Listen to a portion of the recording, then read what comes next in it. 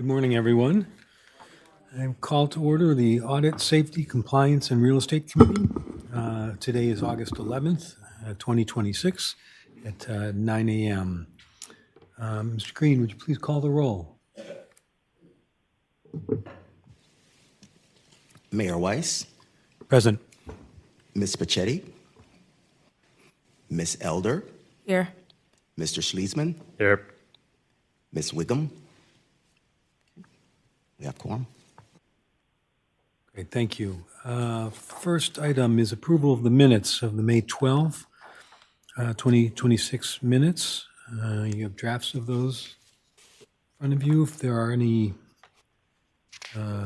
comments or revisions? Seeing none. It's been moved by Mr. Schliesman, Second. seconded by Ms. Elder. Mr. Green, would you please call the roll? Mayor Weiss, Yes. Ms. Pacetti, Ms. Elder, Yes. Mr. Schliesman, Yes. Ms. Wickham. All It right, is approved. thank you. The primary item on the agenda today is the presentation of the third quarter 2026 internal audit activities. And with that, I will turn it over to Mr. Garofoli and his staff. Floor is yours. Thank you and good morning, Mayor Weiss, members of the Audit Committee, Deputy General Manager Gotham, leadership and guests. The Internal Audit Department is here to present the results of the second quarter 2026 activities of our department. And I put up the agenda. We'll begin with our Quality Assurance and Improvement Plan, where Stephen Zimmerman, our audit manager, will present our metrics, self-evaluation, how we get better. And then we'll move into the rail car replacement and infrastructure audit activities. And we're going to split that up amongst Kylie Cianciola, Molly O'Donnell, and Andrew Scott at the end. Stephen's going to take us through the mid-year risk assessment, where we're going to evaluate, where we did evaluate our audit priorities and risks, and we'll ask the audit committee to approve a change to our audit plan based upon that evaluation. And then the remainder of our staff, Laura Crawshaw and Darren Garlock and Randy Bowles and others will provide the results of the second quarter activities. So move this forward. And with that, I'll turn it over to Stephen Zimmerman. Thank you, Tony. Good morning, Audit Chair Weiss, members of the Audit Committee, Deputy General Manager of Finance, Raj Gautam, and members of management. My name is Stephen Zimmerman, and I'm the Audit Manager in the department. We're going to start our presentation with a discussion of our Quality Assurance and Improvement Program, which is part of the Institute of Internal Auditors International Professional Practices Framework. The Quality Assurance and Improvement Program enables the evaluation of an internal audit activity's conformance with the global internal audit standards, and it also helps us assess the efficiency and effectiveness of our activity, as well as identifying opportunities for improvement. We implement our QAIP through our department processes and procedures, our internal review process, our continuous improvement initiatives, as well as our measurement of the key performance indicators. These are our KPIs for second quarter of 2026. Starting at the top, on the topic of audit delivery and efficiency, we have delivering the audit plan, which is measured as actual audit hours achieved over audit hours planned, with a target achieving 80% by year end. As of quarter two, we are at 35%, so we are just short of on target to finish the audit plan year at 80% of the audit plan completed. On the topic of audit project duration, this is the measurement of the days between when the engagement letter goes out, which is the first time an audit client is notified that an audit engagement is beginning, to when the exit conference is held, which is the earliest that we provide a formal feedback and information for which an audit client could potentially act on an audit of their topical area, with a goal being to keep that no longer than 180 days. This was a new metric for 2026 because we knew that we wanted to drive down the duration of audit engagements. We are well above our target for the year. Please be patient with the department as we work through the backlog of some projects that we are finishing up in 2025 into the 2026 year. We have some really exciting audit results that our team will share with you later this year or later in this presentation, but those are projects that were initiated in 25, which did drive our metric up. We will continue to deploy strategies to drive this metric down and ensure that we reduce our duration closer to the target of 180 days. On the topic of audit report timeliness, this measures the average days between when fieldwork ends, which is when the start of the reporting process begins, to the end of the report being published. So this represents us drafting the audit report, scheduling and hosting the exit conference where we share our draft audit report with our clients, and then soliciting management response and achieving buy-in with the stakeholders as they drive forward implementations, which is required to have those management responses prior to publishing our final report. Our goal is to get that down to no longer than 60 days to go through those different processes. And we're just slightly above target at 81 days this quarter with an average of 76 year to date. On the topic of staff development, our goal for training hours is for every member of the department to receive 40 hours of training per year, which represents the minimum hours required to maintain a flagship certification, the Certified Internal Auditor designation. We're right on target this quarter. We have 21 hours to date, and quarter two has traditionally been a more challenging quarter to obtain training opportunities because a lot of our professional organizations do a summer recess. However, this year we identified some supplemental training to keep us on task and on target, so we should be able to easily achieve this goal by year end as those professional organizations resume their regularly scheduled training in quarters 3 and quarters 4. We also maintain a goal to have all 8 FTEs with some professional certification. We currently have 6 out of 8 FTEs with a professional certification. Those include certified internal auditors, certified fraud examiners, and certified information system auditors. And we maintain this metric for 2 reasons.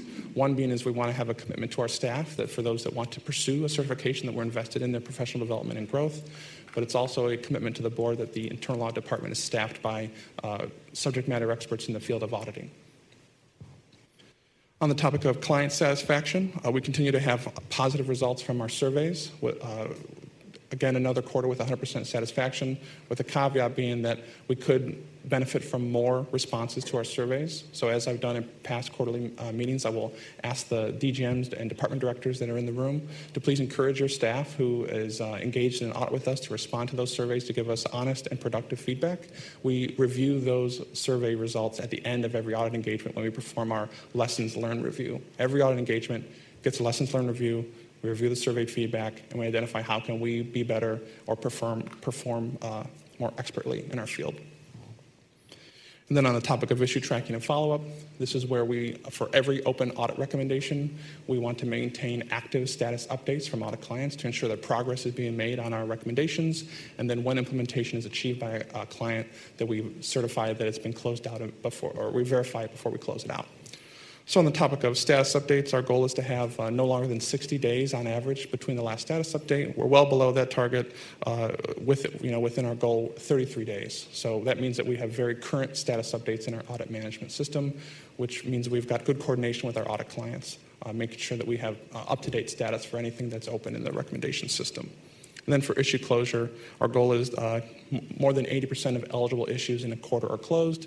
An issue is eligible to be closed when it is marked as implemented by a client. So more than 80% of the implemented recommendations in this quarter have been closed. And so we're about 87% in quarter 2. I'll pause here if the audit committee has any questions on our metrics before we proceed. Comments? Yeah, I have a question, Trustee Elder. Thank you for the presentation thus far. Just focusing in on the audit delivery and efficiency, I know you identified that there are some opportunities to improve in the areas of the audit projection duration, as well as the audit report timeliness. I'm just interested to know what are the challenges that currently exist that are affecting those timelines. Sure. So first I'll talk about audit project duration. So there's a couple different strategies that you might deploy your audit team. The first is you might say, well, every auditor just gets one audit, and you're going to focus all of your time on that audit to complete it as quickly as possible. The problem is there's natural delays built into the audit process. After you send the engagement letter, schedule information gathering interviews with management, you have document requests, Then we have internal milestone reviews. All these things can lead to project delays. So a strategy to mitigate that, to make sure you can achieve your audit plan, is you would assign multiple projects to an individual auditor. However, every additional audit that you assign to an auditor can then cause the suite of projects to increase in duration. So where in past years we might have been targeting, let's tackle more of the audit plan, let's get more of the audit plan throughput by eliminating those natural delays, we then increase the quantity of projects that any individual auditor has been assigned. So we're trying to right-size that, where we have an optimal number of audits where the auditor still can pivot between different engagements when there are those natural downtimes between either they're waiting for data to come in, or they're waiting for a client to respond, they're waiting for a milestone meeting before we can proceed to the next phase, but also making sure that we're keeping those smaller batches of audits progressing towards the audit plan. So that's one way to improve duration, is less audits, more focused, but not so few that we can't achieve the audit plan. For the reporting timeline, this really represents three key activities.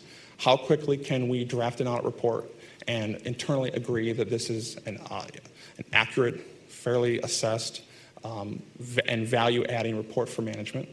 Scheduling the exit conference, which can be challenging when you have many directors, DGNs, sometimes the general manager in attendance. So projecting out, better projection on, okay, well, if we're going to have the report done by this time internally, the exit conference can be scheduled in advance, so forecasting out milestone dates. Then once you have the exit conference, it is always a challenge on getting those management responses on time. So right now we have a 2-week timeline. That's the duration the management response is supposed to take. I would say it's usually the norm that we have to the management request an extension, and we have to give them additional time. And then sometimes management response comes in and it's strongly in disagreement with our recommendations. Rather than just go straight to print with that, we try to negotiate those through. Because when you have negotiated management responses where we can get buy-in from the stakeholders, then the recommendations can have meaning and be implemented, versus if we just say, oh, they disagreed and nothing's going to be done. And all that needs to occur before the report can be published. So those are some of the timelines, and those are some of the items that we're targeting for improvement. Ms. Eller, I also wanted to say that, I see we have representatives from the procurement department in here, and we have the project management for the railcar project, and project management. Joe Schaefer's here for the, we're all taking on more work with the railcar and infrastructure projects too. So in addition to the assessment that we do to just audit the risk in the organization, we have that added layer of projects that are related to the rail cars. So we're excited about it, and we'll get this under control. Thank you. Other questions? No. Okay, thank you. All right, we will now transition to our next topic, which is the railcar replacement and infrastructure audit activities for the quarter. We have a new format for this presentation from previous quarters. So as you all know, we are on the eve of a major milestone in the railcar project, which is the delivery and commissioning of the first railcar, which is currently scheduled to occur in September. So in preparation for this major milestone, the Internal Audit Department spent the past quarter doing a milestone risk assessment, where we wanted to evaluate 4 key functional areas as part of the railcar program, assess a baseline of where we are today in preparation for what's to come in the future. So those 4 functional areas include Siemens contract compliance, delivery and commissioning, infrastructure projects, and workforce readiness. As Tony said earlier, different members of the department are going to give a presentation on these 4 functional areas, but I wanted to just cover real quick where our previous audit coverage has been, because we have been engaged in all 4 areas in the past. I'll remind the board that the Internal Audit Department has actually been involved in the railcar project since the beginning, back to the 2021 procurement. And then we're going to discuss what the current and future scope will be for these 4 functional areas. So on the topic of Siemens contract compliance, which I'll cover in the next few slides, our previous audit coverage has been what you've been familiar with: continuous monitoring of invoicing, change orders, contract deliverables, and project management.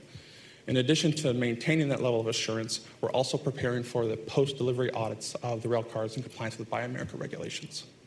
On the topic of delivery and commissioning, which our IT auditor Andrew Scott will talk about, previously we've been involved in consulting to assist management and plan development for the commissioning and delivering activities. Our current and future scope will be assessing both Siemens and GCRTA management preparation and execution of the commissioning requirements. For the infrastructure projects, which Lead Auditor Molly O'Donnell will present on, our past audit included a 2025 evaluation of project scheduling to support the commissioning milestone, as well as individual construction audits, including the port connector, where the vehicles will be delivered, and the Brook Park Maintenance Facility, where the vehicles will be commissioned. Our current scope is now focused on the updated status on project scheduling that will support the next milestone, which is revenue service, as well as the more project audits, including platform extensions and other aspects of, that are going to support railcar delivery and commissioning. And then finally, workforce readiness, which Staff Auditor Kylie Sanciola will present on. We did a 2024 audit on GCRTA workforce readiness and planning and preparation activities they had been engaged in the past 2 years. And we did an update on the implementation of that workforce readiness program, and we will plan to do an evaluation of both the GCRTA and Siemens training deployment. So starting with Siemens contract compliance, a few slides that will be familiar. The first being our change order log. So there have been no new change orders since our last quarterly presentation. The total contract amount remains at $344.8 million.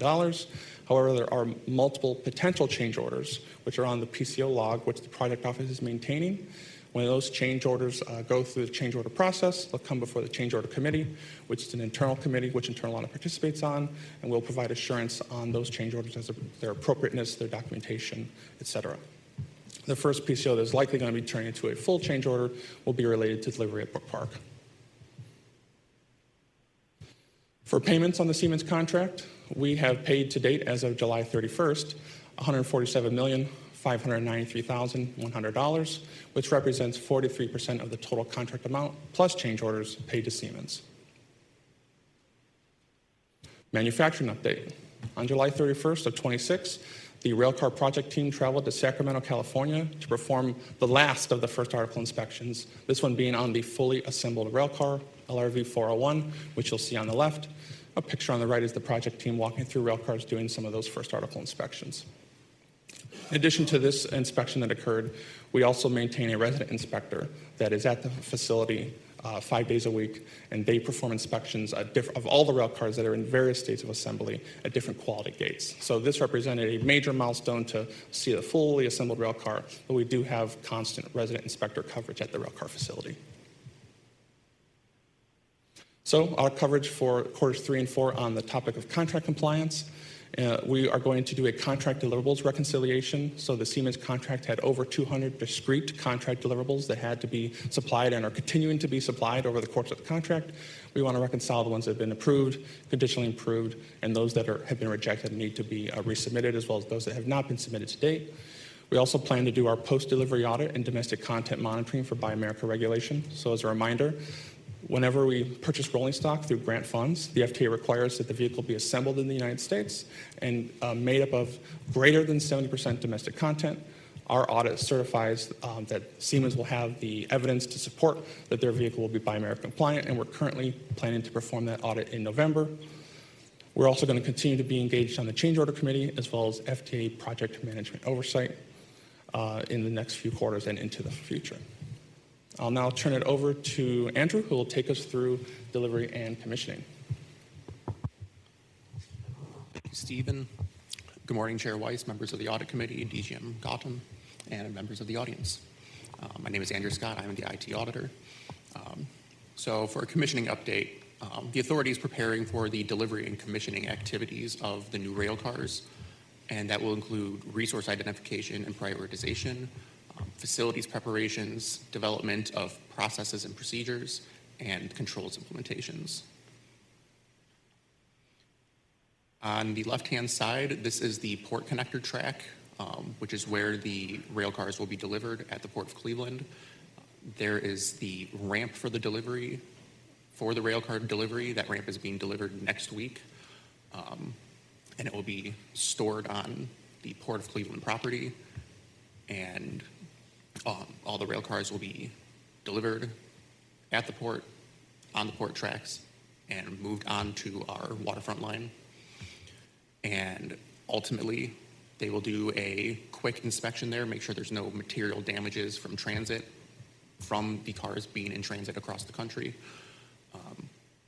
And that will essentially consist of, ripping a small hole in the packaging so they can see out the front windows when they need to take it off the ramp so they can control the hydraulics and the brakes, and then doing a brief walkthrough of the cars to make sure that nothing more than a couple scratches, maybe a buff on the paint. After that is performed, the new cars will be connected to one of the current LRV vehicles. It'll be towed through the waterfront line up until Tower City, and then reconnected to another vehicle and towed down to the Brook Park maintenance facility in Brook Park. On the left, or on the right-hand side, quick picture of the Brook Park facility from a couple of weeks ago. We can see one of our old LRVs currently stationed on the non-powered track side. I believe we've all had the opportunity to head out to the Brook Park shop, get a tour. So there's a powered track with the pit and then a non-powered track on the right-hand side for storage of cars. For Q3 and 4, the activities we plan to cover include the release for shipment authorization. So as we go through the commissioning process, we will all the individual pieces will be inspected, all the tests we performed, and there is language in the contract which allows us to hold cars back in Sacramento if defects are found on the cars once they're delivered, so that they can be addressed both on site and then at Sacramento before they're shipped cross country. The receiving inspections, so this both includes that brief inspection at the Port of Cleveland, as well as a full 8-hour process for a team of 5 Siemens members that will occur at the Brook Park shop. In addition to the Siemens team performing that, we'll also have our quality assurance team under fleet management. They'll perform the same suite of testing and inspections coinciding with the Siemens team. Then we'll move on to testing and burn-in, where we have a variety of teams, including supply chain, quality assurance, electronic repair, information technology, marketing, rail equipment. I don't think I'm missing anyone else, where they have their own suite of tests to ensure that the vehicle meets the standards that we need to meet, make sure that all of the equipment is installed properly, it's working and functioning properly, and then moving into burn-in, which is the process of taking the cars onto the main line.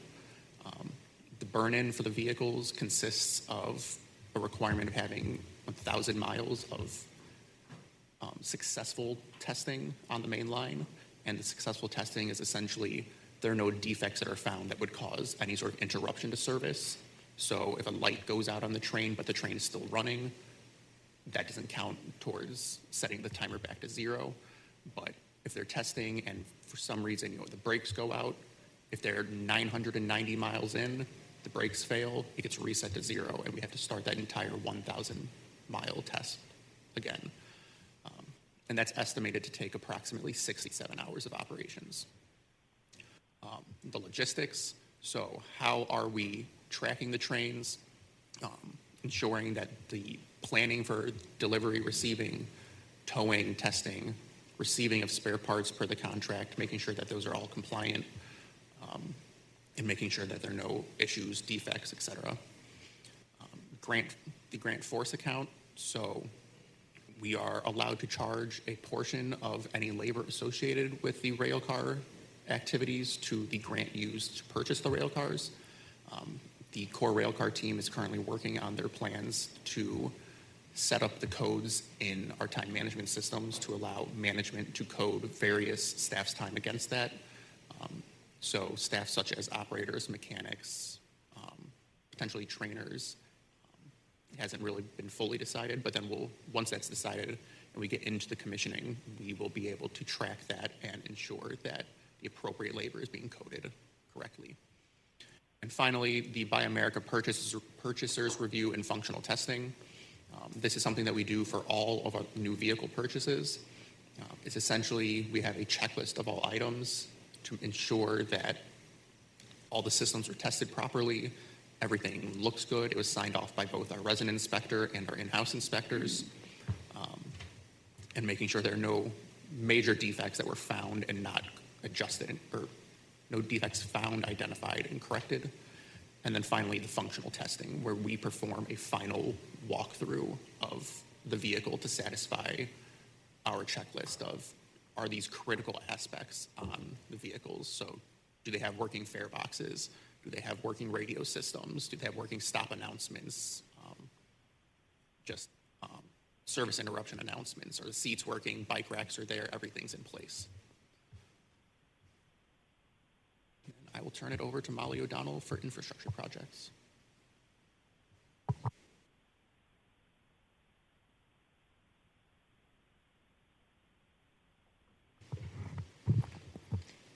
Good morning, Audit Chair Weiss, members of the Audit Committee, and DGM Gotham.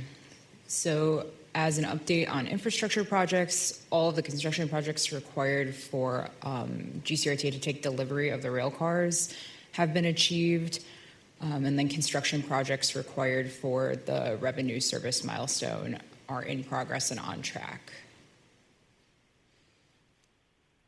This table details the suite of infrastructure projects that RTA needed to make for the new rail cars, as well as their audit status. So new as of, or will be new as of Q3 for 2026 is the 66 E1 red line platform modifications.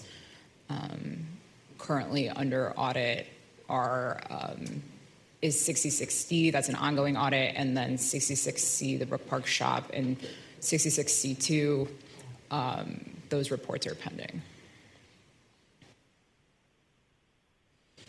Our department recently went on a site visit to the Central Rail Maintenance Facility to see the modifications and construction that's underway. So primarily on this project, the new rail cars, the equipment is now overhead on top of the car, so we need to install mezzanines and fall protection to service the equipment that's on top of the car. So the photo on the left is the east section of the Central Rail Maintenance Facility. They've painted and they're undergoing necessary preparations to install the mezzanines, and on the right are the fall protection railings being delivered to Central Rail. Darren and I also went out to do a site visit of 66E1, the platform extensions. So these are photos from the platform extension proof of concept that Shermer built at their shop. So we will be installing these brackets underneath the existing red line platforms to support the extension, which you can see there in yellow. These are photos we took recently as an audit department. So on the left is them doing this work at East 55th. In the middle is from our site visit to West 25th. So in this photo, they've replaced all of the tactile strips, the yellow that you can see there. They're about halfway done with the epoxy traffic coating, which is the lighter half of the platform half that's on the right. They're applying an epoxy traffic coating over the hexagon concrete stamping. They're done with that, and when we were there on site, they were drilling holes in the platform using templates for where the brackets will go in the future. And then on the right is at Windermere. So Windermere's platform requires a 40-foot extension for the new trains, and while we were there, they were working on demoing some of the existing platform for that.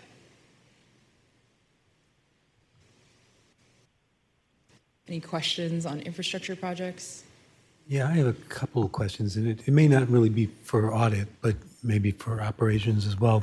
Just curious about sort of the mechanics of some of this and timing. So when does a rail car actually get on the tracks from the time they delivered? Is it just on as it progresses, as the cars come in, they're tested, and they immediately go on to the tracks? Or do you wait and then test several at the same time? I was curious. I can begin to answer, Mayor Weiss. When the rail cars arrive, as as Andrew described in the commissioning, they'll go through a series of what's called static tests and then dynamic tests at Brook Park and the track that's adjacent to Brook Park. And what they're doing there is to ensure that, we receive the rail car as spec'd, and then under power and under certain speeds before it starts that 1,000-mile burn-in, where it will the car will be taken through the entire dynamic envelope, each curve, each hill, to ensure that that rail car does fit within that dynamic envelope, and then it will progress to in operations where the car is driven at certain speeds throughout the system. So again, that 1,000-mile burn-in without a major defect. So I'm trying to answer your question, but I'll invite either Dr. Kaver or Joe Schaefer from engineering this here. Yeah, thank you, Mayor Weiss. It'll probably be, and this is our first time at it, but we're probably thinking it'll be a month before it ends up on the track training. And what I'm considering the track is the revenue track. As Tony mentioned, there will be things happening in the yard before it can go out onto the track. And then that cycle will just continue as the project moves forward. But they will not be able to accept customers. Right, okay. Okay. And the platforms, the modification to the platforms, are we actually installing them, or we're just preparing to install them? They're preparing to install them. And okay. so the items that you see being erected are sort of proof of concept. They'll take the extensions back away, and then what they'll know is that when they come to install them, it's almost plug and play at that point. Joe Schaefer is here and might be able to offer more.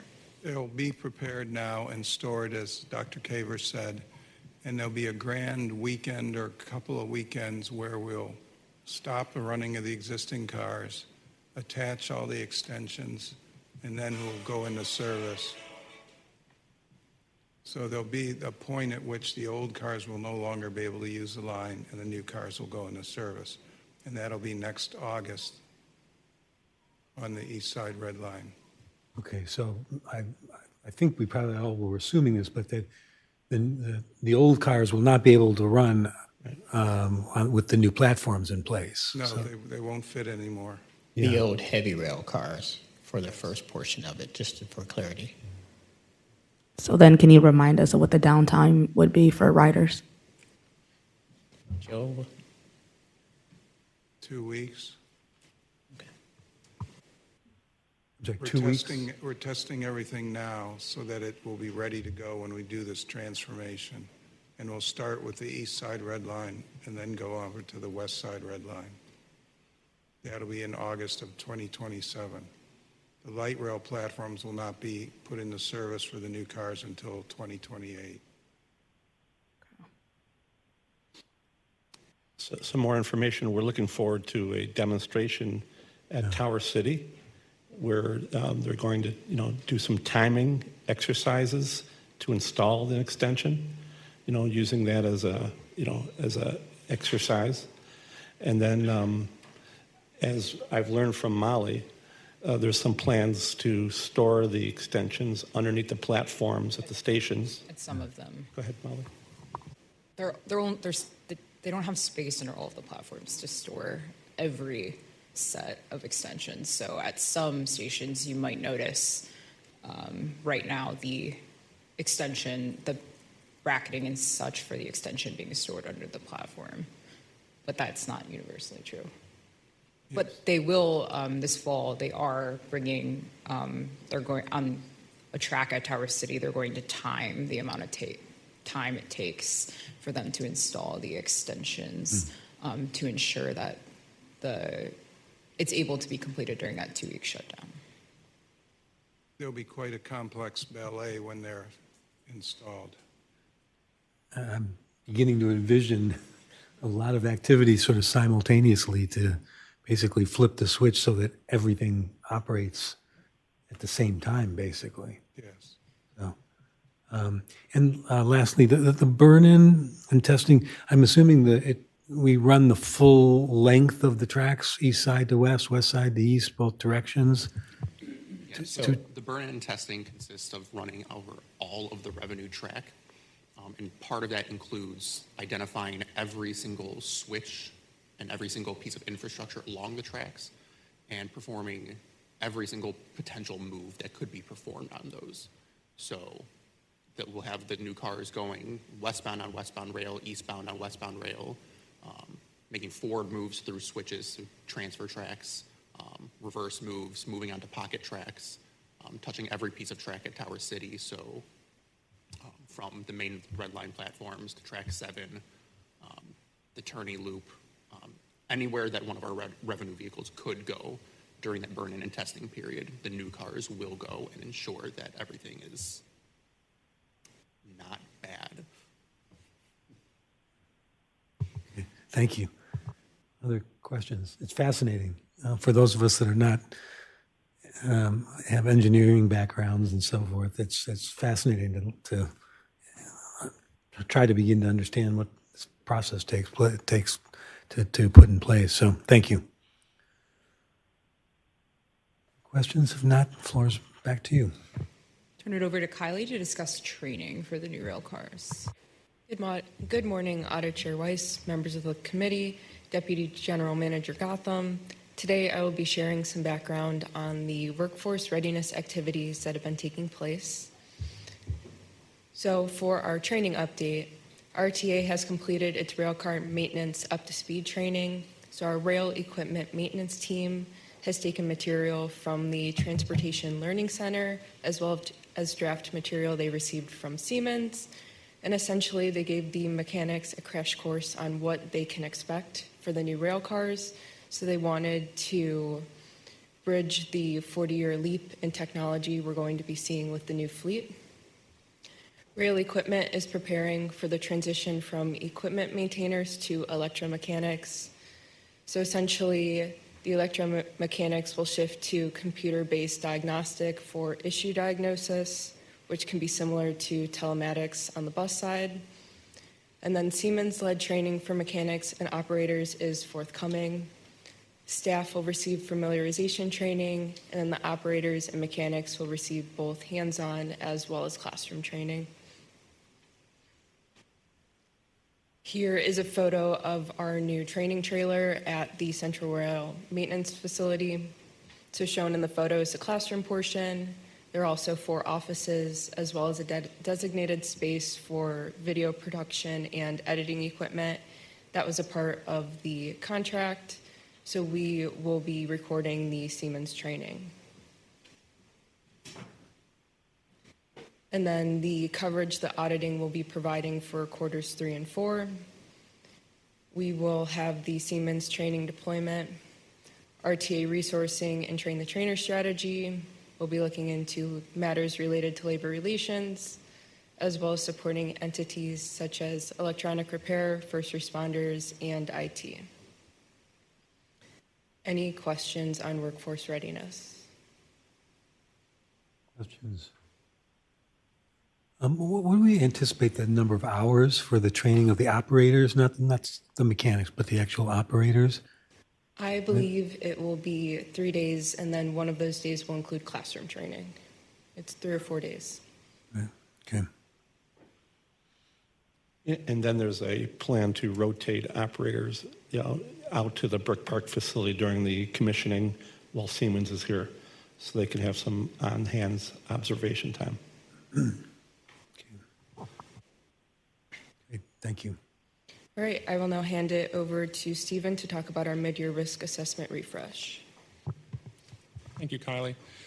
So we took the opportunity after completing our milestone risk assessment for the rail car to take an evaluation of the audit plan for the remainder of the year. So it is a audit best practice that at some point in your audit plan, you should consider whether the plan is still aligned with the most salient risk within the organization. And when you do that, you'll do a risk assessment refresh, where you'll assess whether your audit plan is still targeting the highest profile projects, whether you need to add, remove, or adjust projects. So we did that reconciliation this quarter to identify that whether our audit plan was aligned with the current risk landscape. Obviously, we wanted to increase our risk coverage on the rail car replacement with the forthcoming milestone of delivering and commissioning. We also took the opportunity to right-size some audit engagements with all hour allocation, some audits where we needed to assign additional hours to, and then some hours where the scope ended up being that we did not need so many hours allocated for that engagement. And there were also considerations for the potential removal of a project. And when we remove a project from our audit plan, that doesn't mean it goes away forever. What it does is it goes back into our risk universe, so we will reconsider it for 2027 and future audit years for performance. But when we remove a project, we might do so because of decreasing risk relative to the rest of the organization in that topical area. We maintain concerns on audit fatigue. So what that means is if we have a lot of audits in one functional area and they have many recommendations to work through, it's more efficient for the functional area to be able to work towards implementation of those recommendations before they get another audit engagement on their plate. So we might delay a project due to potential audit fatigue. There's also opportunities for alternative risk coverage, either through our external assurance providers or through second-line functions that might participate in areas where we can rely on their work, as well as resource prioritization within our own department and where we want to focus our efforts on. We also increased our contingency to allow for additional audit agility as we go into this new environment of railcar delivery and commissioning. So in front of you should have 2 copies of the audit plan. The first is a clean copy, a clean proposed August 2026 update. And then the second is 2 pages, not stapled. This is the track changes version of the audit plan. And there's a legend on the slide in front of you that can orient you to what the different highlights mean. So I'll just take us through those quickly. If an audit is highlighted across the row in green, that's a new audit for the mid-year assessment. If across the row it's red with a strike through, that is us removing it from the 26 plan, return it to the 2027 risk assessment universe. If there is just on the hours a green highlight with an increase arrow, that means we increased the hours since the original plan. The contrast is true for red with a decrease in arrow, that means we've decreased the hours. And then anywhere there's a blue highlight just on the title, that's where we did a title change, either because there was a change in scope or a more applicable title was identified after starting the audit. So at this time, I'd like to pause, give the audit committee an opportunity to review our proposed changes, and we're happy to answer any questions about the modifications to the 2026 audit plan at mid-year. Just clarification, the arrows up and down, is that the number of hours, the change in hours, or is that the total? It's the total. So if for example, for a business process robotic process automation, it's now a 100-hour project. So you'll see that it matches the hours that are on the clean sheet. Okay. So that just shows the after. Just because we don't have the before in front of us, I would imagine plenty of these are marginally up or down. Are there any? Yeah, I mean, are there any that are notably? No more than double in any case. So I want to say the business process was 200 hours. The ticket vending machine was in the 80-hour range, and the third-party stock report, that one might have been 120 hours because that was just too many hours required for that particular engagement. And then both of the other 2 IT audits, offsite data center build-out and cybersecurity, were about 120 hours each. And then for the ones that increased, I think workforce readiness was around the 150-hour mark. We went to 200. Commissioning was 200 hours, went to 300 hours. Some of these hour changes could be due to we completed our risk assessment, and we've decided we either need more hours or less hours to achieve the same objective. How about the ones that were eliminated? Is there? I don't think I need a detailed description of all of them, but just the ones that are no longer showing up. Are there any that are of note or? So again, we removed audits because either there's decreasing risk in that area, resource prioritization, sharing and risk coverage, or I forget what my last there weren't any that were like, oh, well, this totally concerns shouldn't on have audit been on. fatigue. I'm happy to go through each of them if you'd like, but that was the theory behind each of the changes. Certainly, if there is certainly if there's any risk that where our risk scoring took place, it would not be subject to a change. And I guess just to add to that, I noted that, let's see, 1, 2, 3, 4 are in the areas of financial health. So again, if anything jumps out there that's worth noting, we would appreciate that. Just curious, though, I would like a little bit of extra color with respect to transit police system checks. What is that? Tell us a little bit about what that is and why that has been eliminated. So the transit police audit falls under the topic of audit fatigue. So I'll first explain some of the audits that are currently in progress that were completed recently. So right now we're engaged in an audit of transit ambassadors. This quarter we're going to present on our audit of fare collection. And then we also had some additional audits related to transit police that are escaping my mind right now. I apologize, but the system checks were a new initiative that were being implemented. On the CGIS, yeah. The system checks were a new initiative that were being implemented this year. One of the operations tactics, getting more operators on the trains at Tower City, or more transit police on the trains at Tower City and across the system. So we wanted to provide assurance on the deployment strategy that management was starting for the year. But this is something that we want to give them a time to fully implement, get a full year of operation, let the other audits that have recommendations that are going to be they're working towards get some progress before we pick up in 2027. So we do plan to do this scope of work in 27. Okay. And I'm trying to remember when we last readjusted. Do you do it mid-year generally? Is that? Yeah, last year we did the same thing and had the same format of add, remove, Yeah. and hour adjustment. Yeah. We actually came a little bit later to the audit committee last year, but this year we recognized the effort that will be necessary for the rail cars, and we wanted to make sure that we can give that some priority.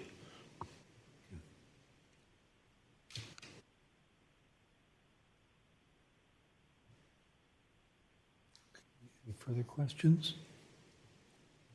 Okay. All right, if there are no further questions, then internal audit requests that the Audit, Safety, Compliance, and Real Estate Committee approve these changes to our 2026 internal audit plan. Move to approve? Move. Second? Second. Moved and seconded. I think we can just do it in all in favor? Aye. Aye. Any opposed? Okay. Thank you. All right, I'll now turn over to Molly O'Donnell, who will take us through the start of our second quarter activities internal audit report. Here is our standard agenda slide for our quarterly report. And here's our slide detailing our audit plan progress. So the top bar in green is our complete audits, and the middle bar is the projects in progress. So you can see between the complete bar and the projects in progress bar, we've started more than half of our audit plan. So we are in good shape on progress for that. These are our completed projects for the quarter, prioritized by risk, as the audit committee has requested. So first, we completed fare collection. That received an unsatisfactory rating, and the residual risk level is high. We also completed lost and found controls review. Same thing, received an unsatisfactory rating with a high residual risk level. We completed nepotism, self-disclosure, and file audit. That was unsatisfactory, but we ranked the residual risk level as moderate. And then we had 2 satisfactory projects for this quarter: customer communication, service interruptions follow-up. The residual risk level on that was low, and we completed a Buy America audit, pre-award audit of our regulator procurement, and that received a satisfactory but does not receive a residual risk level. I will turn it over to Kylie to discuss fare collection. Thank you, Molly. So this is a photo of the cover of our audit report for fare collection. This cover shows riders passing through the Tower City turnstiles on St. Patrick's Day. Why does this audit matter? Farebox revenue contributes to RTA's operating budget. RTA's farebox recovery ratio has declined from 19.5% in 2015 to 11.1% in 2024. Recent analysis from other transit authorities have found individuals that commit crimes and vandalism on fare frequently fare evade. Deterring fare evasion can be an effective mechanism to reduce vandalism and other quality of life crimes. Why this audit was planned. We regularly review fare collection as part of our continuous audit program, but our continuous audit cannot assess the risk of a control breakdown, preventing fare collection and fare evasion. During annual risk assessment, we identified that other transit authorities were experiencing high levels of fare evasion. This audit was planned to review the controls associated with fare collection, to support our continuous audit script, and assess if RTA also experiences high fare evasion. What we evaluated. We observed Tower City Faregate operations and compared fixed route bus automated passenger counter ridership to the number of riders who paid using the farebox and mobile app to assess fare evasion. We reviewed the use of senior disabled fare media to assess if fare evasion via entitlement abuse was an issue. We also reviewed service quality and transit police response to operator reported fare evasion and electronic repair response to operator reported farebox defects. The fare collection audit received a rating of unsatisfactory.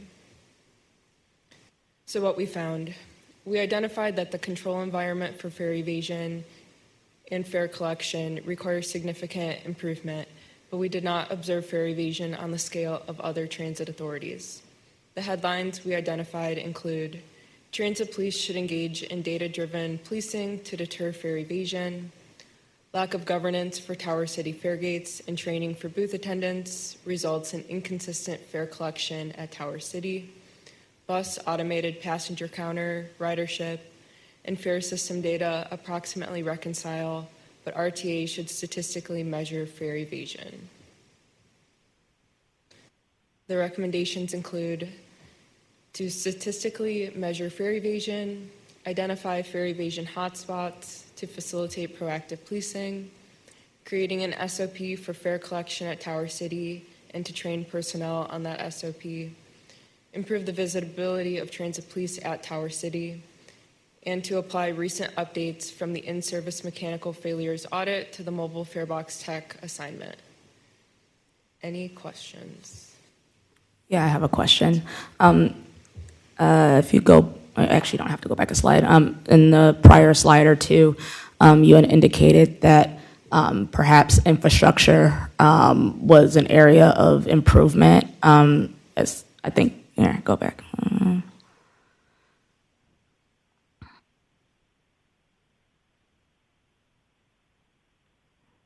Might have been the explanation.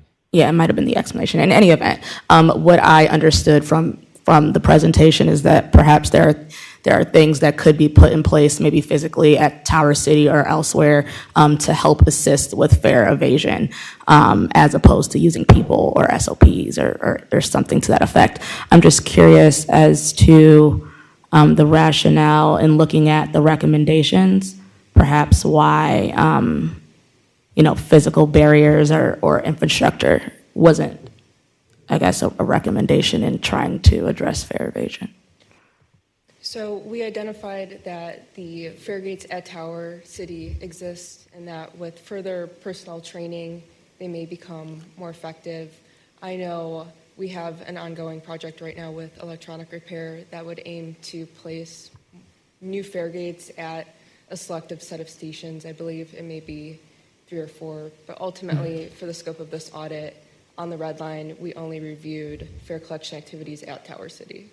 Okay, that's helpful, and I don't think it's perhaps appropriate for this presentation, but I'm just thinking of my own experiences and taking systems. I mean, we put up a picture here where there's probably some large event that's happening and people are coming through the gates, and that trying to police that is an extremely hard feat. I think whether it's police, whether it's, who's ever at the ticket, box or what have you, and that, from, based on my experiences in other cities, in Atlanta or any other big area where the same thing happens, is that what I found is that where there are physical barriers that permit for people to come in or out of the platform is probably seemingly maybe the most effective, in addition to the need to have police and have procedures in place and have the appropriate training. So I say that to just keep that in mind going forward as we continue to evaluate fare collection. So I wanted to provide a little extra context specific to Tower City and the fare collection that occurs there. So there was a major change that actually occurred from the start of our fare collection audit to the present, which is that the authority adopted account-based ticketing as part of its fare capping initiative. So in the picture that the cover has, which is I think from St. Patrick's Day in 2024 or 2025, the practice used to be that you could turn what exists as physical barriers into freewheeling mode, where everyone would be asked to please hold up your pass, and we will visually inspect to keep the throughput of the station moving to facilitate those large crowds. The problem is, now that we've moved to account-based ticketing, the transaction which requires that the rider have the fare deducted from their account cannot occur unless they physically scan it on a piece of equipment. Mm-hmm. So our Director of Revenue, Alan Polly, is going to be tasked with updating some of our processes and procedures for how we collect fare at the Tower City fare gates. There has already been a bulletin to all operators across the system that all individuals, for example, that are using mobile fare, where they might have been used to doing a flash pass, are now required to validate at a fare box to ensure that that fare is captured as part of account-based ticketing, and they're going to need to operationalize that to ensure compliance at the Tower City fare gates. In our testing, the physical setup of Tower City is probably the best setup you might have at any station. We have both physical infrastructure as well as a presence of police and booth attendants. The problem is we did observations both in person and through CCTV, and in the past there was lax compliance in the amount of people that may have been allowed to pass through a disability gate, for example, and whether or not that fare was validated was questioned. So with the new processes and procedures that revenue and then operations are going to put into place, that should ensure that everyone who passes through those fare gates is now a paying customer. And then, as Kylie said, they will then explore how can we introduce unmanned fare gates at some other stations to introduce friction, where individuals that might not even understand how our fare system works at the RTA, because it's a little confusing. It's a proof of payment system without proof of payment inspection. Most other transit authorities across the country, if you have a proof of payment system, someone is going to ask to inspect your fare at some point in your trip, even if it's on a random basis. Currently, that's not a process in place. The unmanned fare gates introduce opportunity of friction, where individuals are now asked to present their proof of payment, especially for those who do not have an origin or destination at Tower City. Mr. Chair, with your permission, Ms. Elder, excellent question. Kylie and Steve, thank you for that explanation. As you just mentioned, Alan Polly, the Director of Revenue, is in attendance. I would like to see first if Lansay Caver, the Chief Operating Officer, has any comments. And Alan, if you want to add something after those comments, that would be much appreciated. Thank you. Yeah, thank you, Raj. Chairman Weiss, members of the committee, I'm Lansay Caver. I want to share with you, just kind of building off Stephen, that we will be looking at creating more fare stations. We have a pilot program to build 3 unmanned fare stations. The 3 stations that will get them will be the airport, Windermere, and West 25th. We'll use that as a pilot to determine if that's a process that will work for us. Our hope is that by the end of the year or the first quarter, we'll have the airport station with a turnstile and door type setup. The team is designing that currently, and we will be checking to see how it might work. At Tower City, as was explained, prior to fare capping, as was explained, we could visually inspect the ticket. We could see if you had a paid ticket. We could see if you had an all-day pass. We did, after fare capping started, inform all of the staff at Tower City that everybody must tap if they have an electronic way to pay. our revenue director is here. I'll let Alan talk about that process. But we will be looking at, we have created that, but also we'll be monitoring to make sure that nobody goes back into those old habits. Thank you. Good morning, Mayor Weiss and committee. We have already made several changes at Tower City to improve the flow of passengers. We put validators on every turnstile for the mobile app and the smart cards. We've reconfigured the turnstiles. It used to be anybody with reduced fare, which is called an entitlement, such as senior disabled, they were required to go to the gate closest to the attendant, but because those kind of fares, passes for universities that have to be shown, that was increasing the flow by the attendant, and the attendant really could not keep up with the flow. So we've made all the gates capable of receiving all the entitlements, with the exception of the universities that have stickers that have to flash their pass. We regularly review the fare portion of the operator manual for the fare collection. We held off doing that, so we are a year behind, but that is because we knew that the mobile app fare capping, account-based ticketing was coming. Then we identified shortcomings in the manual where there was nothing specific for Tower City or even our auxiliary platform on Track 7. So I have tasked my staff with coming up with new versions of all that. I've given them a deadline of the end of this month for them to have that to me so that I can distribute it out to get feedback from other departments. So we are working on the plans. Thank you, and I'll just add one last thing so we can move on.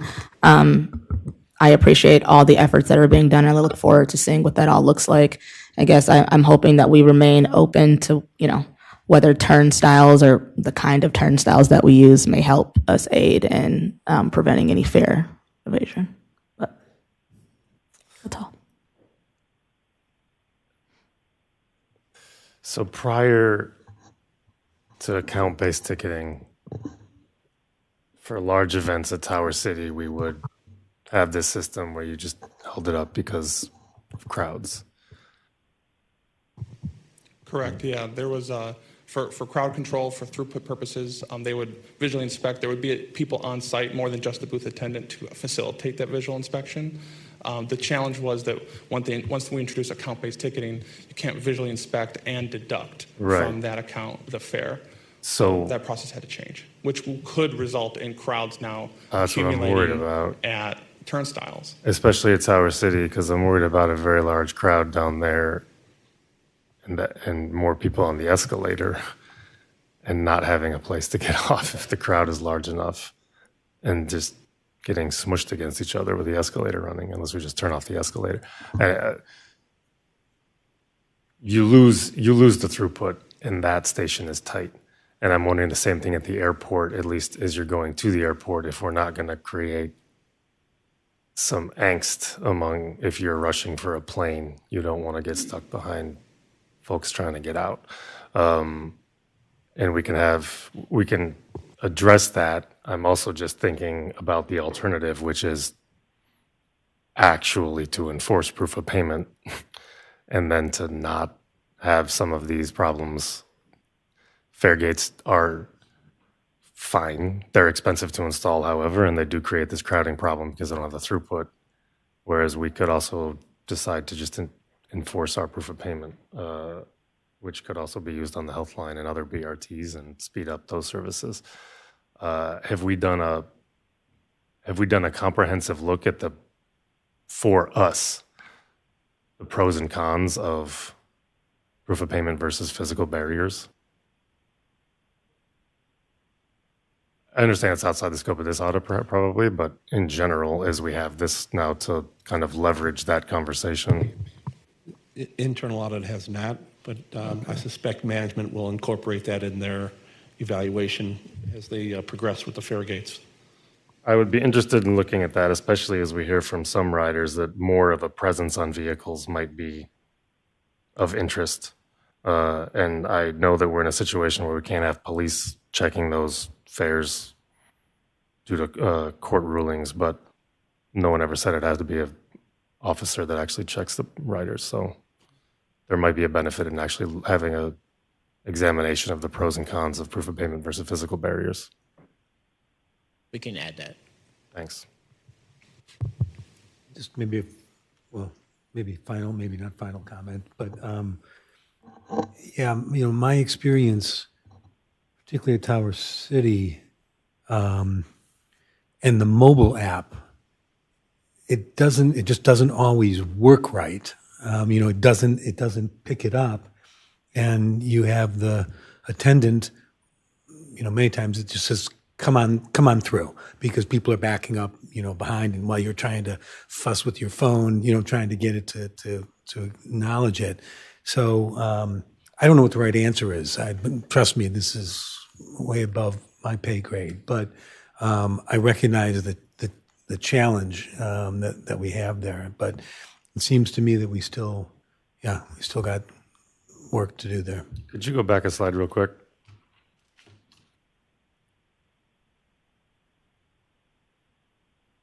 I just want to highlight that the first phrase in number 3. I think the perception is that RTA is losing a heck of a lot of money to fare evasion, and it would seem based on number 3 there that that's just not true. We identified about a 10% difference, 9.1%, between automated passenger count ridership and fare system data, but which is also not necessarily fare evasion. Yeah, there are some caveats to that Right. analysis that are detailed in the reports. So that's, yeah, it's probably slightly lower that's not a big difference. Thanks. Well, while we don't keep specific stats to that, our transit police experience would be in that lower than 10%. But and so we don't, when our transit police are engaging with individuals, most often they have fare. And so, and this is an entire system too. And so on a bus system, you never know when somebody doesn't call it in, but the experience when looking at the communication that comes in isn't that there's this rampant fare evasion. My anecdotal evidence would say the same. I was a daily Health Line rider when we had proof of payment, and when they did checks, 2 or 3 people out of 40 or 50 wouldn't have fare. It wasn't that high, based on my eye. So, thank you very much.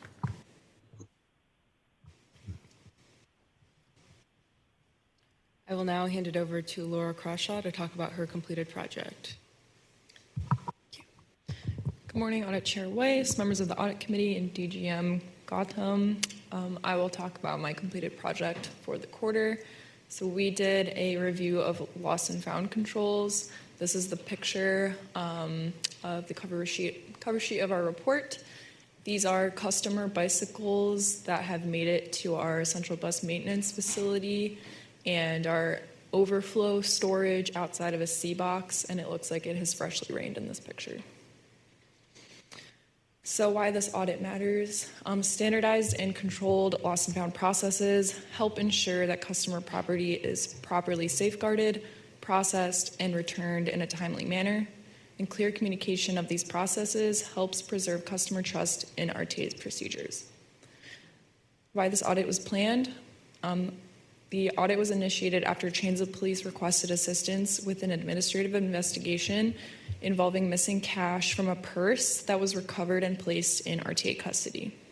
The incident highlighted the need to evaluate whether the lost and found process was operating as intended and whether custody controls were sufficient. Our audit focused on the full chain of custody, including recovery, logging, secure storage, transfer of property, release to customers, and disposal of found items. We also benchmarked RTA's public-facing website against other public transit agencies to identify leading practices for customer communication.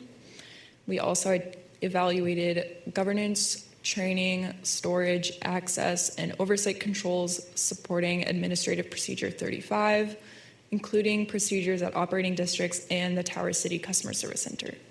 Our audit rating was unsatisfactory.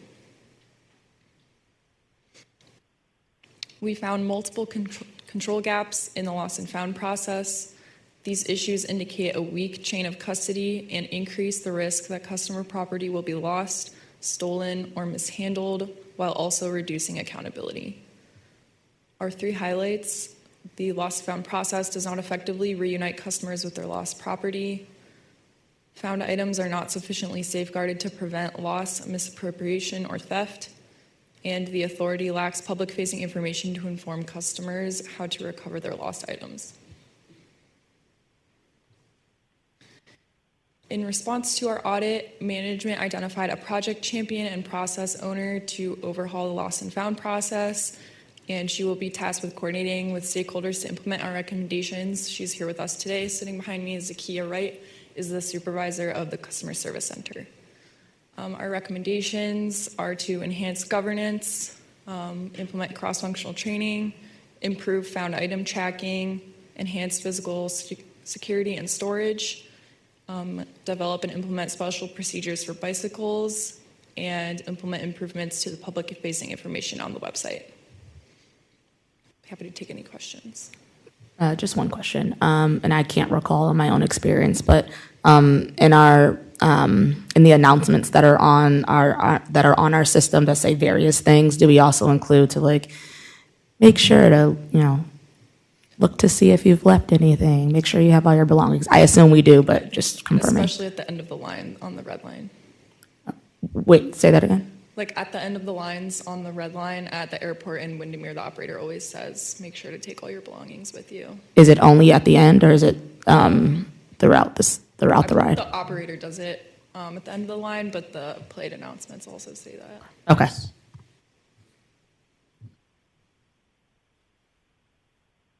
Just curious, do we have multiple locations where we keep objects? I mean, throughout the system, or is it centralized? It's centralized at the Tower City Customer Service Center, except for bikes, which are kept at Central Bus Maintenance Facility due to the space constraints. Yeah.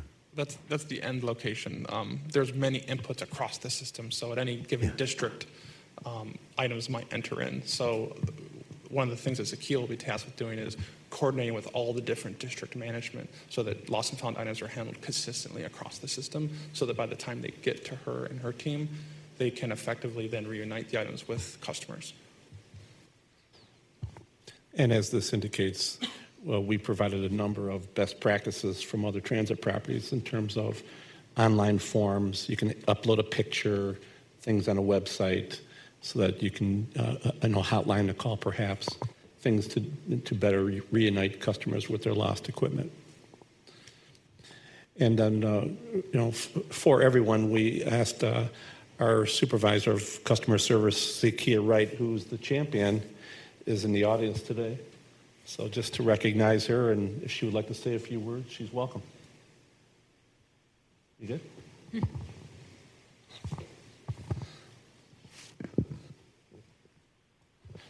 Hi, I'm Zakia Wright. I'm the customer service supervisor at Tower City. I'm also working with Ken Green, who is our admin for Administrative and External Affairs under Dr. Natoya Walker Minor. So we're all working together. We've already began to do some of the work. I sent out an email, have received a lot of support internally from each district. They have sent their expert, and we're going to have a working group sessions where we're going to collaborate together to come up with the effective process. Ken has also began building us an SharePoint type of avenue to be able to track and log our lost and found policy. So we will begin to have that in the testing stage. So we've already began doing work and coming up with the different processes, and worked with the internal audit team to make sure that we capture all the recommendations and make it streamlined across the board, not only to make it easier for the internal stakeholders, but also our external stakeholders to make sure that they're lost and found items are returned properly and in a proper manner. Thank you, Zakia. Okay. I will now pass it over to Randy Bowles to talk about his completed project.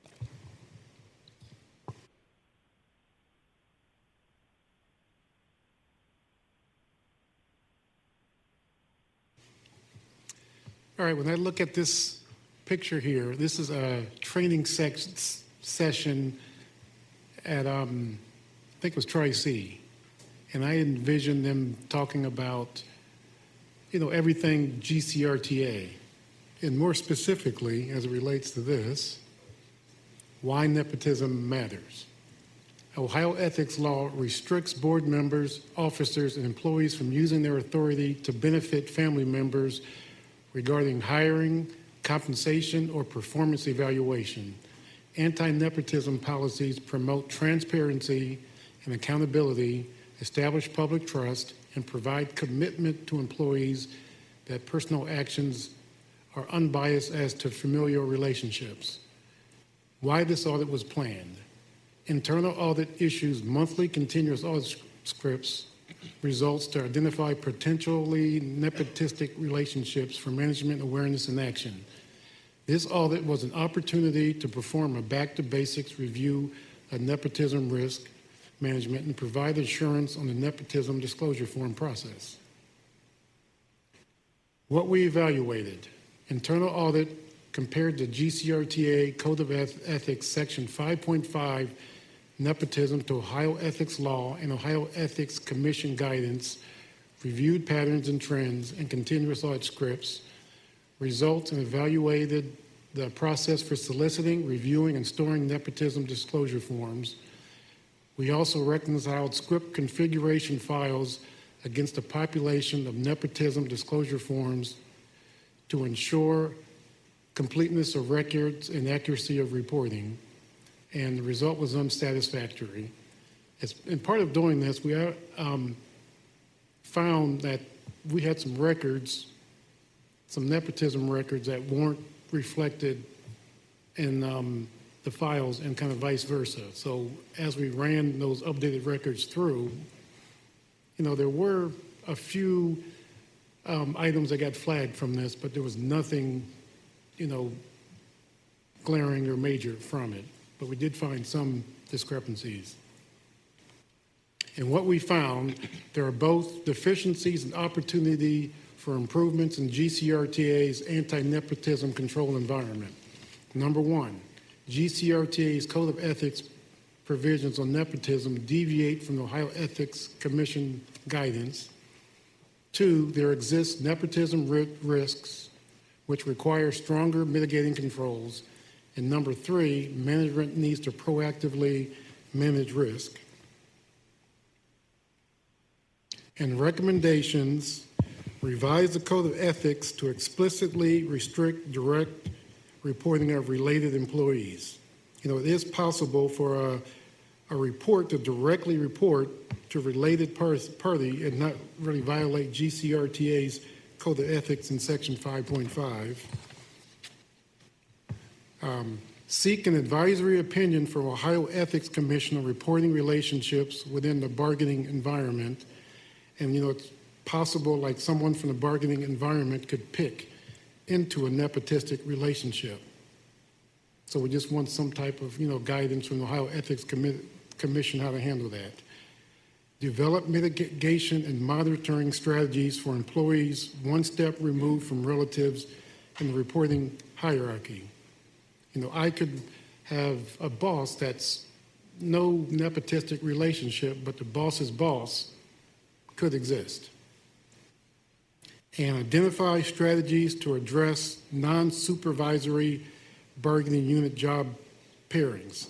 An example of that is if you have a dispatcher who's not related to someone that's like, say, an operator, but they do have influence over them, with assignment of like overtime and things such as that. And implement an automated and mandatory process for capturing self-disclosures, because currently the process is all on paper. Any questions before I turn it over? Yes, I have a question.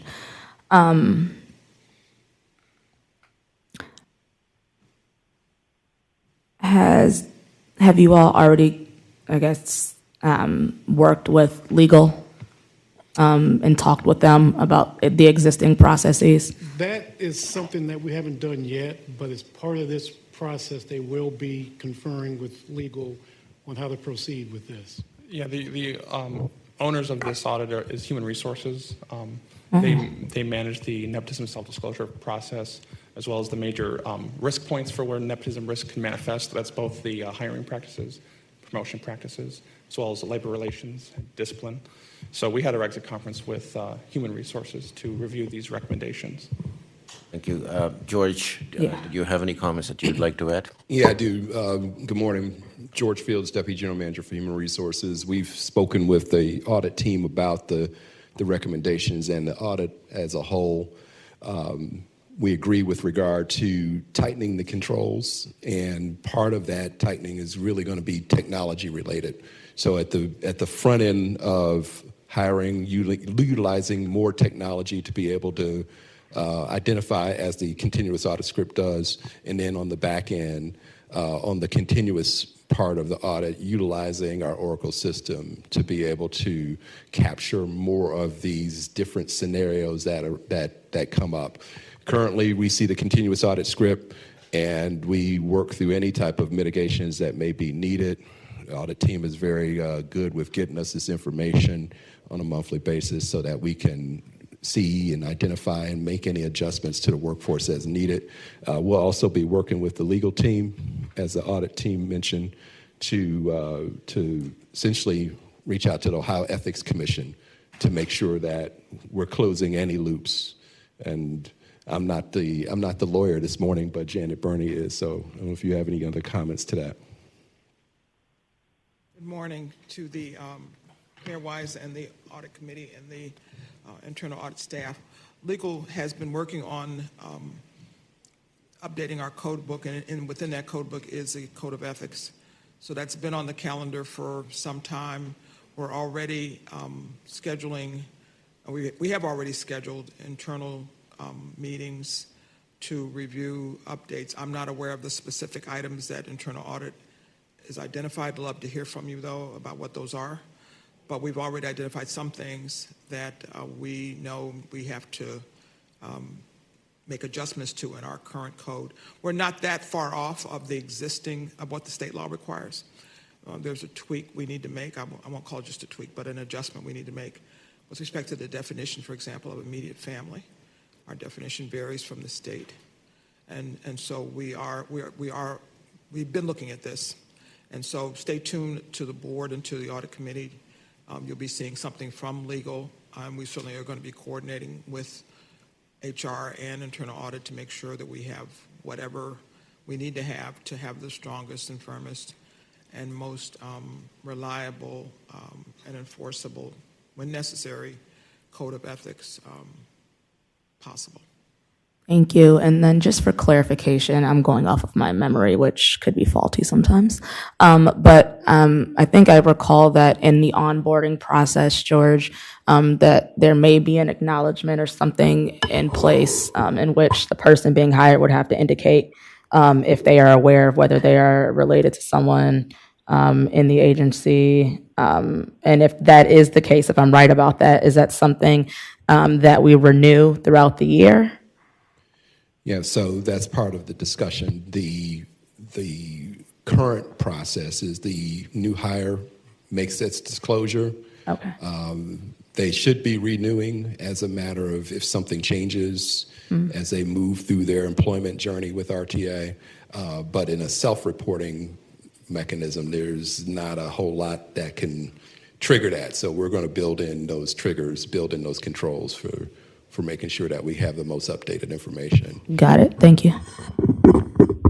And then also just for clarification, when you said there were items and when we updated some of these records and that it pinged on some of this, just want to, for the sake of doubt or clearing any doubt, that did not find any cases of nepotism. It just found risks in the process, correct? Yeah, the way the process works, it just flags a relationship to keep an eye on. Okay. So when we found some additional records, it just flagged. There wasn't a lot. I think it was like maybe 3 or 4 additional items that we just need to keep an eye on that showed up on the report for that run that didn't show up from the run before. Okay, thanks. I just want to. There's no current inappropriate reporting relationships identified. Thanks. Thanks for getting that clarification. Yeah, thank you for the question, Mr. Sleesman. I think that clarifies.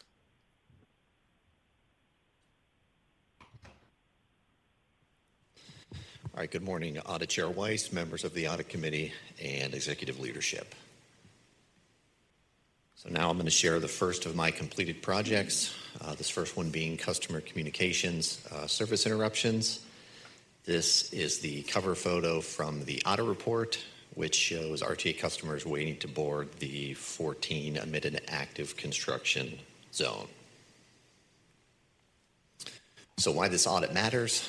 While they are a pain point for customers, both planned service interruptions, which includes detours, stop closures, and outages, as well as unplanned service interruptions, which could be delays or canceled trips, are inevitable during transit service.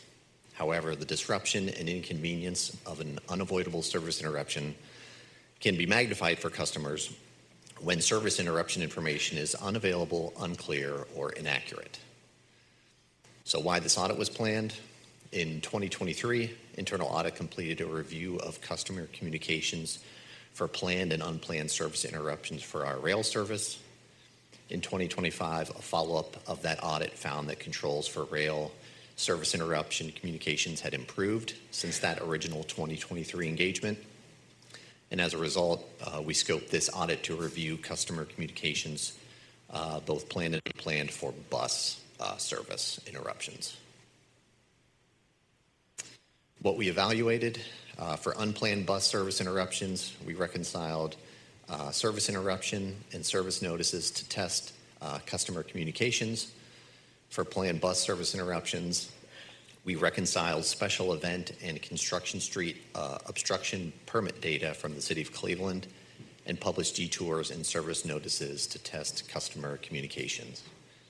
And our audit ratings for this particular audit were satisfactory.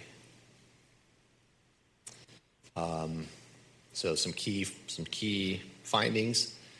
Controls are working effectively. Our recommendations are opportunities for improvement to enhance the process. The first being that RTA generally publishes clear and complete service notices for unplanned service interruptions. 2, that RTA generally publishes detour information for special events. And 3, that RTA may not learn of all construction work that could disrupt service. Our recommendations were that the bus control SOP be updated, specifically the section on service notices, to create a unified bus service interruption database, to revise the service notice templates, and to make various changes to riderta.com, including updates on in the how to ride information, publish a special event information to keep customers informed, and to also publish adjacent construction information as well. Are there any questions on this completed project? This was on information that gets out there either online, published, apps. It did not include like physical stations or stops or anything like that, did it? Correct. Okay. So outside the scope of this, understood. It's fresh in my memory. A few of us were out on Shaker Square yesterday for the dedication of a plaque to Reverend Lucas, and at one point a woman was waiting on the platform, and Chief Jones had to go over and tell her that, hey, the train's not in service. And I looked and saw where that announcement was, kind of more inside the station. I saw how she'd missed it. I've seen that happen before on actually on that health line and a couple trains. So somewhere in the mix there, we might want to look at if if you're not on an app, if you're not checking on a schedule, if you're just walking to try to get a vehicle and you're not knowing that you're not going to see that vehicle, we might want to check how we do those things. Yeah, I would echo that. That would also address our community and expanding our accessibility to those who don't even have access to those to that kind of technology. And then additionally, when you say changes to RTA.com, does that also include social media? And if not, I'm also interested in what the communication is between updates that may be on the website and whoever controls, like, for example, the RTA alerts account on Twitter, and then whoever is also handling the Instagram account and whatever else we have. The updates to riderta.com that we specified in our recommendations are either updates or the creation of static information. So we identify that there's risk that a customer might not understand a service interruption notice on the transit apps. Sometimes the wording, if you're an infrequent transit rider, can be a little confusing. So that's that first bullet point. And the second and third bullet point, special event and adjacent construction, is to put information on riderta.com where event organizers or people who are going to be engaging in construction that disrupts a bus stop or a bus route can proactively contact and work with us so that we can learn about those events earlier. Okay, so the recommendation does not include social media. We reviewed the 4 planned bus service interruptions. This is specific to bus. We did the rail scope of work in 2023. So for planned bus service interruptions, we did look at stuff that's posted on the website, which generally mirrors social media.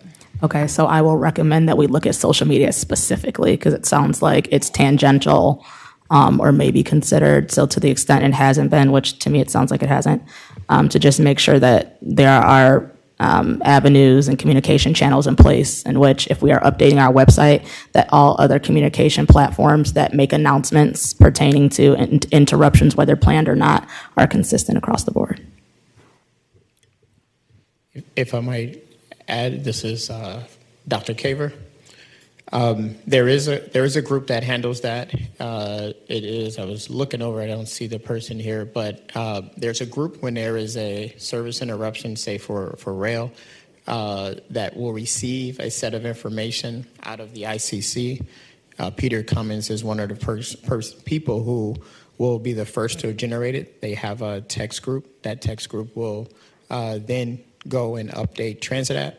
They will update the marketing department, who will update the social media contact, and they will update the webmaster. And so there's a tight-knit group who communicate all service interruptions so that they hit those 3 spots. Bob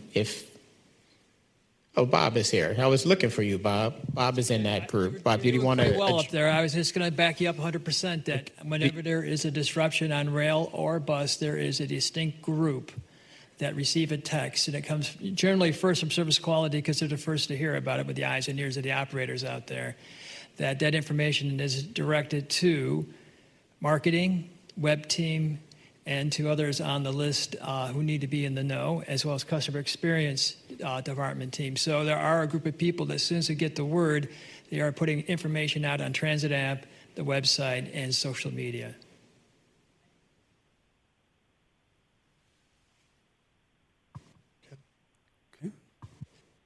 All right, I will move on to my second completed project, which was a Buy America pre-award for rail equipment, specifically a ballast regulator, which is a rail maintenance vehicle that shapes, levels, and distributes the ballast that supports the railroad ties. So why this audit matters? Pre-award audits confirm whether vehicle manufacturers have the capacity and the capability to meet Federal Transit Administration regulations for Buy America before issuing notice to proceed. Why this audit was planned: RTA awarded procurement for a regulator track maintenance vehicle, and what we evaluated, internal audit reviewed supporting documentation that the proposed bill of materials will meet domestic content requirements and that the vendor has the capacity and capability to manufacture the vehicle with final assembly occurring within the United States. What we found was that the selected vendor, Knox Kershaw, had sufficient evidence at the pre-award stage to substantiate capacity and capability to satisfy Buy America requirements for rolling stock. Internal Audit will complete a post-delivery audit prior to RTA receiving title to ensure full compliance with domestic content requirements. And our audit rating was satisfactory. And happy to answer any questions anyone has. And if not, I believe I'll turn it over to Molly, who will go over projects in progress. These are our projects in progress for the quarter. So newly in progress this quarter, the non-revenue vehicles and shelter cleaning and maintenance that you see in risk assessment.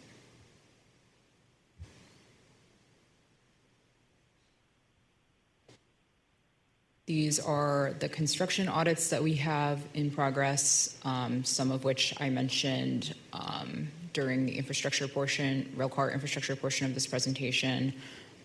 Additionally, currently in audit, we have the 12D trunk line signals project, the consolidated train dispatch system, the East 79th light rail station reconstruction, and the Tower City portals project. Oh, and the 120th substation. These are the Buy America projects that we have in progress.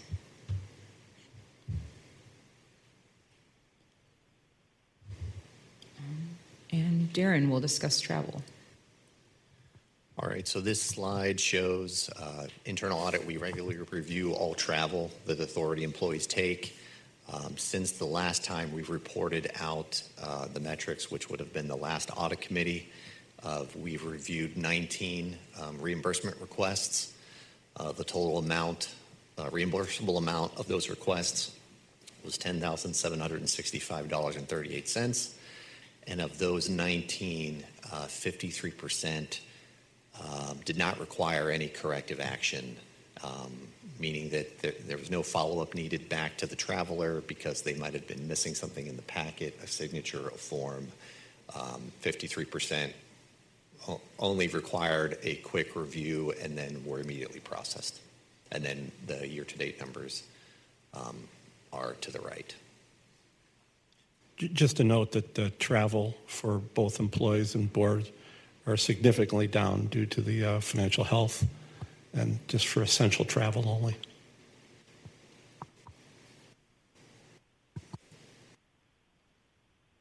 I'll turn it over to Andrew to discuss fare capping. All right. Good morning again.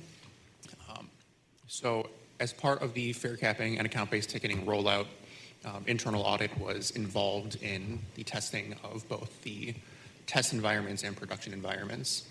So the first phase included the go-live readiness review. So this was when the account-based ticketing function was already live in production, but not publicly pushed to the customers.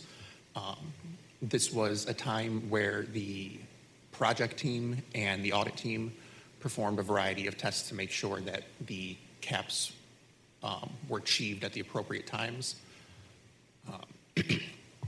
And then phase 2 moved on to the post-implementation testing. So this was as items were found in phase 1 and provided to the vendor for correction, we continued testing in phase 2. And the bigger part of that was the initial round of testing happened around mid-May. So we weren't able to test the achieving of a monthly pass, which requires 25-ish days of fare collection on an account.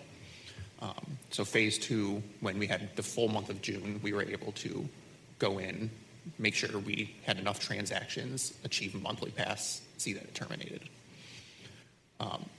So items that we tested during phases 1 and 2 included making sure that accounts with multiple tokens, whether that be multiple smart cards or smart card and a QR code on their app, making sure that each of those functioned correctly. So if you give a smart card to your elderly parent, they have a senior disabled entitlement, you have a normal fare, making sure each of those deduct at the appropriate rate. Entitlements, we had a variety of testing just to make sure that the accounts behaved appropriately for if an entitlement was added or removed from an account. So examples, if you become eligible for disability or you age into the senior status, making sure that your entitlement gets added, making sure the correct amount of the correct funds are deducted from your account before and after, and then making sure that you cap up at the appropriate rate once the entitlement was added. And then the same kind of situation for items such as students aging out. So K through 12, and then if that student entitlement is removed, you should be paying the higher rate. Network outages, ensuring that the validators in the system calculate everything and enable rides correctly. If for some reason there's a cellular outage on the buses or a general network outage at the stations. Insufficient funds testing, making sure that if you don't have money on your account, you don't get the successful transaction indicators on the validators. End of day testing, so we know our fare or our transit day goes until 3 a.m. for an all-day pass. So I had many a nights of taking our test validator home, making sure I was awake at 1 a.m., 2 a.m., 3 a.m., and testing these to make sure that an all-day pass is active until 3 a.m., making sure that if I tap after 3 a.m., it goes to the next transit day. And then just general testing of the prepaid pass behaviors. So if I bought a pass prior to the go live, I bought a pass after the go live, activated before, activated after, they all behave how they should. And we're glad to say that all of these passed. There were a couple exceptions which were shared with the vendor, and they made updates to our fare calculation engine, and all of our issues have been corrected. So we're moving into phase 3. Initially, there wasn't really going to be a phase 3 until some items arose, and that has to do with the paratransit contractor compliance. So after go live, there were a handful of issues pertaining or relating to the issuance of mobile devices to our third-party paratransit contractors. So those contractors were given a cell phone with a data plan and were loaded with an app that was developed by our fare collection vendor. And essentially that app was just meant to scan QR codes, scan smart cards, so that we don't have to provide a full validator to every single vehicle for our contractors. There was a little bit of a delay with getting the devices out there, both from just timing of go live as well as the app itself not functioning properly at go live. That has since been corrected, but we are also going to make trips out to each of our third-party contractors to test each of the devices, to test a handful of their operators, as we've also noticed a handful of issues where our customers had some trouble interacting with third-party contractors. And we're just diving in to find the root cause. So were they trained properly? Was everyone trained? Were they trained properly? And is the equipment truly functioning properly as we move forward? So if there are no questions, I will turn it over to Randy for continuous auditing.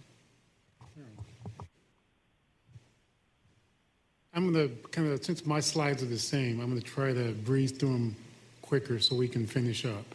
But continuous auditing is a method or utilize a series of scripts to perform auditing activities on a more frequent basis to identify risks and any exceptions for investigation by appropriate staff and management. These are the continuous audits that we currently perform, and I'll briefly go over all of these except paratransit, which is done annually. Revenue, there's a bar chart across the top that shows all the categories of fare collection. And if you notice, everything here is less than 2% variance. The thing I do want to point out about that 2% variance, that more so relates to the cash being collected by the machines, which can have some variance. That's less than 2%. But everything that's deposited to the bank or the GL is zero variance. Just a quick note on that. Our next presentation, hopefully, that mobile bar will be broken out into whether people are using those prepaid passes or if they're utilizing fare capping and account-based ticketing. Okay, mobile ticketing remittance, the rates, fees charged, and fees calculated, those are the items that are actually in our contract. And then the numbers below are what the script actually calculated. You can see the variance is pretty low, and it has a month-to-month variance there. The one variance that's a little bit higher is a 3.78, and that's a payment processing fee that you really can't, it's hard to lock down because different credit cards charge different rates, whether it's a credit card or just different credit cards charge different rates. So that's why that one's a little bit higher than some of the rest. Payroll, it just shows the amounts of the pay period, the number of records analyzed, the compensation, and then everything from the second quarter of 2026. And we test excessive hours worked, excessive overtime, terminated employees, and deductions less than 10%. And if something gets flagged with one of these tests, it doesn't mean anything's wrong, but we sit down once a quarter as a team and we analyze these and pass on things to management as appropriate. Purchasing card, the year-to-date numbers are there, and all the second quarter numbers on the bar across the top, and we have a series of tests along the right, and it's against the same thing. It doesn't mean anything's wrong because it gets flagged. We sit down once a month, go over all the tests, and pass on anything that we think needs further review. Fuel expense, the bars across the top, the blue bar and the gray bar. The blue bar is an invoice gallon. The gray bar is a drop, and the drop is essentially a tanker showing up, dropping what's in it. And they all line up except for April 13th, and I think it was May 15th. And we believe that's was an error with the Fleet Watch system that we're currently investigating. But if you look at the line bar across the top, that's the invoice amount and the amount the script calculated, and they all line up. And I do plan on starting to do this quarterly, so if there are any discrepancies, not quarterly, monthly, so if there are discrepancies like that, the orange bar that's there, or red bar, we can, discover it a little bit sooner. And then the chart on the bottom are just the amounts. Any questions on this one, since there was some discrepancies? And these are the audits that we're currently working on or complete. Mobile ticketing reconciliations complete. Account-based ticketing, payroll design is ongoing, and ridership versus collection is something that we're in the planning stages. Any questions before I move on? Thank you, Randy. Rounding out our presentation under special requests emerging issues, we did share an emerging issue with India and with George, certainly within our engineering workforce resources, just the number of projects that our project managers are managing, administrative support, and then obviously a replacement for, the DGM. So we are spending a little bit of extra time in our audit plan on projects, but we see this as an emerging risk for the organization that's being addressed. External audit coordination. The board received management received the report from the state auditor's office in July, and that financial statement single audit was presented at the executive committee of the board in June. We continue to work with the state of Ohio Department of Transportation. As you heard earlier, we continue to work monthly with the Federal Transit Administration Project Management Oversight for the rail project. And then more recently, the Federal Transit Administration completed their triennial review, issued a preliminary draft. Management has responded, and we are waiting for the final draft from the FTA. Should be here any day. Is this me? Yeah. Okay. We want to report out on, this is the, yeah, go ahead, Stephen. So as part of our external audit coordination, we were tracking management response for the Auditor of State 2020 single audit, where we are including all of their recommendations in our audit management system for implementation follow-up. So this is the management response tracking sheet. So we received all of our responses from accounting, information technology, and human resources. There were a number of shared responses from MIS and IT. One of those two was not received as of our due date, and then two outstanding from MIS that have not been received.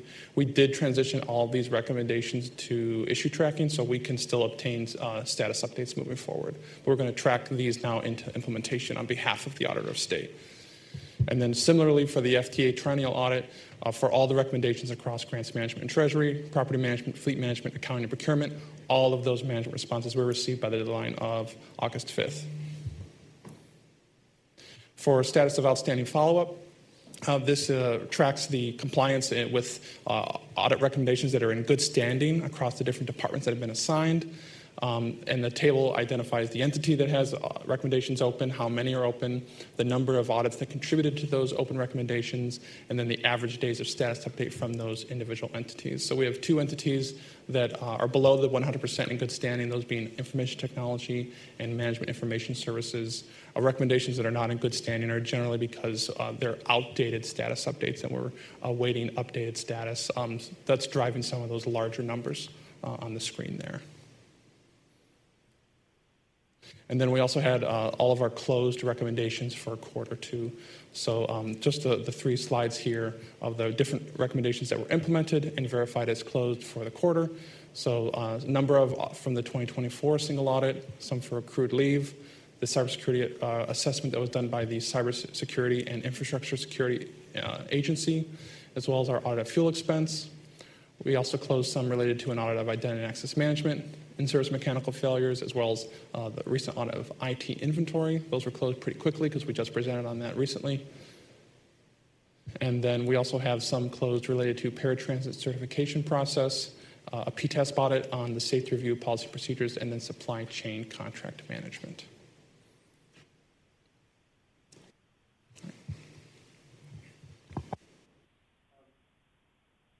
Healthcare claims expense audit. Please recall that we engaged a third party, TFG Partners out of Pittsburgh, to assist us with this claims audit of both the medical and pharmacy claims. Though both audits are completed, both audits were shared with our third party administrator, Anthem, and our pharmacy benefits manager, Caroline. And we are waiting for both of those entities to respond to the audit. I am a non-voting member of the Healthcare Evaluation Panel for the renewal effective 1/1/2027, and it is still our goal to learn from this experience, share with the panel as we progress through that evaluation panel. Other projects that the Internal Audit Department is working on, certainly we're managing the fraud hotline. We're a member of the Information Technology Council. We have a meeting this Thursday.